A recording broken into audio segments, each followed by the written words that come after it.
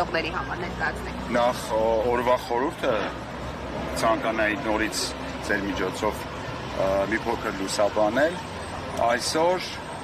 Գրիգոր Լուսավորչի տեսիլքի համաձայն միածին որդին Աստծո իջավ այս վայրում, մի քիչ դեպի այն կողմ եւ իր լուսեղեն զորքի հետ իջավ երկնքից եւ իր ձեռքի մուրճով հարվածելով կռապաշտության կենտրոնին, Մեհյանին, ոչնչացրեց այն եւ այդ վայրում կառուցվեց մայրաթոռը, որտեղ հիմա մենք ուխտագնացում գնում ենք այսօր, հենց այսօրը համարվում է հայ առաքելական ազգային եկեղեցու ծննդյան օրը, այսինքն մեր եկեղեցին որպես ազգային եկեղեցի իր ծննդյան օրը նշում է ֆորմալ առումով այսօրը։ Այսօրվա հետ կապված մենք ունենք նաև մարդ, ով որ իր քրիստոնեական խոսքի, իր եկեղեցասիրական քայլերի արդյունքում հայտնվել է բանտում, Սամվել Կարապետյանի մասին է խոսքը բարերար, երբ Դավիթ Համբարձումյանը իմպիչմենտի վարչապետի տեխնացու նախաձեռնեց այս երթը, այդ ժամանակ դեռ Սամվել Կարապետյանը հալածանքների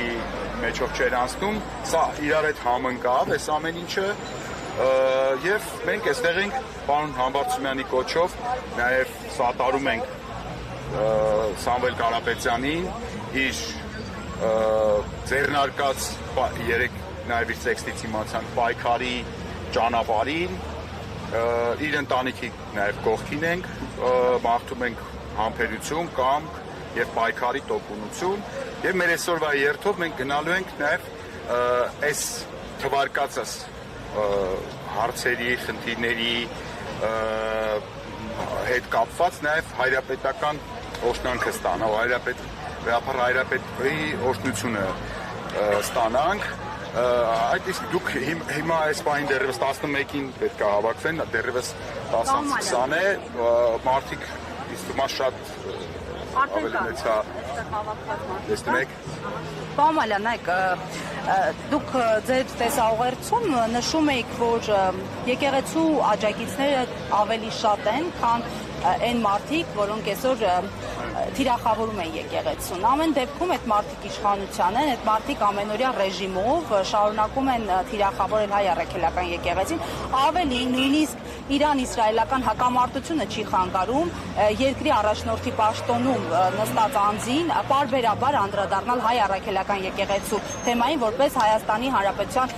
անվտանգային թիվ 1 մարտահրավեր։ Սրա հանգուցալուծումը ինչպես եք տեսնում, իրենք իշխանության են, իրենք ունեն ռեսուրսներ, ինչ է պատրաստվում անել հանրային քաղաքական ընդդիմադիր շրջանակը։ Ես վստահ եմ, դիահույս եմ, որ հենց այսօրվա խորհուրդը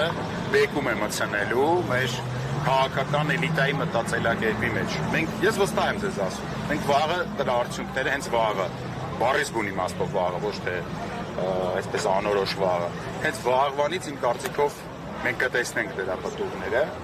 Ինչ վերաբերվում է նրանք իշխանություններ չեն, նրանք իշխանական լծակներ տիրապետող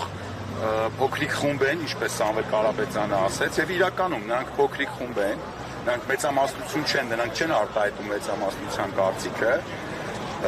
եւ կարծում եմ ընդդիմադիր էլիտան, եթե ոչ թե եթե, այլ երբ, որովհետեւ դա պարտադիրներ է, երբ միասնական ճակատով հանդես կգա, հավատացնում ձեզ շատ հաշված օրերի խնդիր կլինի նրանց իշխանազրկելը։ Ուղղակի հիմա որոշ թերավատություններ կա, քաղաքական որոշ ուժերի կողմից, որոշներ ունեն իրենց խմբային միգուցե մոտեցումները շահերը եւ այլն, այսօր անկեղծ ասած ես ինքս խոսացել էի որևէ քննադատական խոսք չուղղել դեպի մեր ընդդիմադիրները, վաղը նորից իմ կոշտ խոսույթով հանդես կգա։ Այսօր եկեք սիրո, համերաշխության, միասնության, սատարումի, օրհնանքի օր մենք ինքներս ամեն մեկս մեր համար հայտարարենք։ Այսօր ես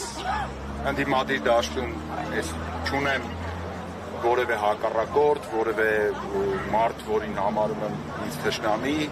Այսօր բոլորը իմ եղբայրներն ու քույրերն են, ովքեր եկեղեցու կողքին են։ Վաղը բանկան։ Վերջին շրջանում թիրախավորվում է իշխանության կողմից, մասնավորապես Փաշինյանի կողմից, նաև սրբազանները ինչ ուղերձ Եկեղեցին ուժեղանում է հալածանքների մեջ։ Եկեղեցին հզորանում է հալածանքներով անցնելու ժամանակ։ Դա զստայ է։ Հակառակ դեպքում, սենց ասեմ, քրիստոնեությունն ինքը որպես կրոն բազմաթիվ տարբեր շրջաններ է անցել, նույնիսկ ասենք ինկվիզիցիա էլ է անցել, բայց իր ամենահզորացումը ոչ թե եղել է հզորացման պրոցեսը, ոչ թե եղել է, երբ որ եկեղեցին այսպես